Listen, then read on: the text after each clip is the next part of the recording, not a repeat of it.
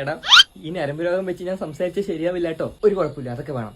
ഇത്തവണത്തെ ഉത്സവം എന്തായാലും ഗംഭീരമായിരുന്നു. ഇതിലെ പ്രധാന ആകർഷണീയം നമ്മുടെ വെടിക്കെട്ടായിരുന്നു. അത് മുഴുവനും സ്പോൺസർ ചെയ്ത് നമ്മുടെ കമ്മിറ്റിയുടെ പ്രസിഡന്റ് ആയിരുന്നു. അപ്പൊ പ്രസിഡന്റിനെ പറ്റി സംസാരിക്കാനായി സെക്രട്ടറി വിളിക്കുന്നുണ്ട്. വരൂ പ്രസിഡന്റ് വരൂ. നമസ്കാരം. നമുക്ക് എല്ലാവർക്കും അറിയാം പ്രസിഡന്റ് ഒരു പടക്കപ്രേമിയാണെന്ന്. പ്രസിഡന്റ് ഇങ്ങനെ ആവാൻ കാരണം പ്രസിഡന്റിന്റെ ഭാര്യ തന്നെയാണ്. അത് ശരിയാണ്. പ്രസിഡന്റിന്റെ ഭാര്യയെ പറ്റി പറയാനാണെങ്കിൽ ഇതുപോലൊരു വെടി ഞരമ്പ് രോഗമാണ്, മുഴുവനാക്കട്ടെ. എന്റെ ഞരമ്പ് രോഗം ഞാൻ മാറ്റിത്തരാം. തോന്നിയാസം പറയുന്ന ഇതുപോലൊരു വെടിക്കെട്ട് പ്രേമിയെ ഞാൻ കണ്ടിട്ടില്ല, അതാണ് പറയാൻ വന്നത്. അങ്ങനെ ശരി, കണ്ടിന്യൂ. ശരി, ഭാര്യയെ പറ്റി പറയണ്ട, അച്ഛനെ പറ്റി പറയാം. പുള്ളിക്കാരനെ വെടിക്കെട്ടിനോട് കമ്പം തോന്നാൻ കാരണം പുള്ളിക്കാരന്റെ അച്ഛനാണ്. അതും ശരിയാണ്. പുള്ളിക്കാരന്റെ അച്ഛനെ നമ്മളാരും മറക്കില്ല, കാരണം പുള്ളിക്കാരന്റെ അച്ഛനാണ് വാണം. ഞാൻ പ്രസംഗിക്കുന്നില്ല കോപ്പ്. നീ മുഴുവൻ പ്രസംഗവും നേരാവണ്ണം പ്രസംഗിച്ചിട്ട് ഇവിടുന്ന് പോയാൽ മതി.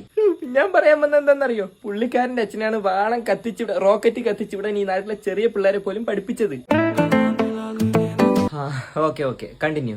പിന്നെ എടുത്തു പറയേണ്ടതാണ് പടക്കശാലയിൽ പ്രവർത്തിക്കുന്ന സ്ത്രീ സാന്നിധ്യം മിനി കയ്യടി അർഹിക്കുന്നു. അതിൽ എനിക്ക് ഏറ്റവും ഇഷ്ടപ്പെട്ടത് പ്രസിഡന്റും മിനിയും കൂടെ ചേർന്നുണ്ടാക്കിയ ഒരു ചെറിയ സംഭവമാണ്.